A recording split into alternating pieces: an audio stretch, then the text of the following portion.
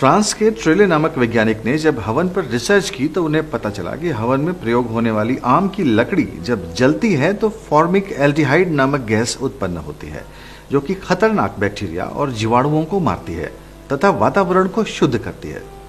इस रिसर्च के बाद ही वैज्ञानिकों को इस गैस और इसे बनाने के तरीके का पता चला। गुड़ को जलाने पर भी यही गैस उत्पन्न होती है।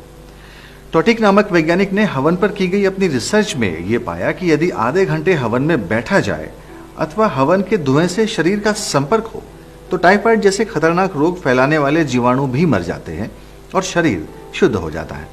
हवन की महत्ता देखते हुए राष्ट्रीय वनस्पति अनुसंधान संस्थान लखनऊ के वैज्ञानिकों ने भी इस पर एक रिसर्च की। क्या वाकई हवन से वातावरण शुद्ध होता है और जीवाणु नाश होता है अथवा नहीं?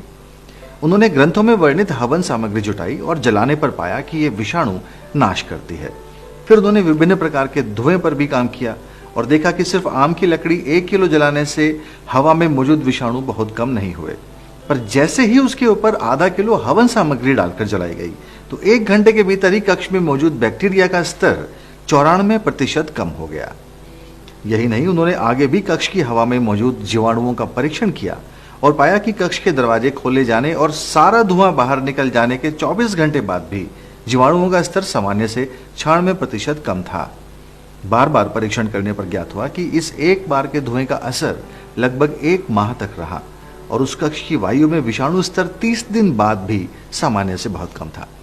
यह रिपोर्ट एथनोफार्माकोलॉजी के शोध पत्र रिसर्च जर्नल ऑफ एथनोफार्माकोलॉजी में भी दिसंबर 2007 में छप चुकी है।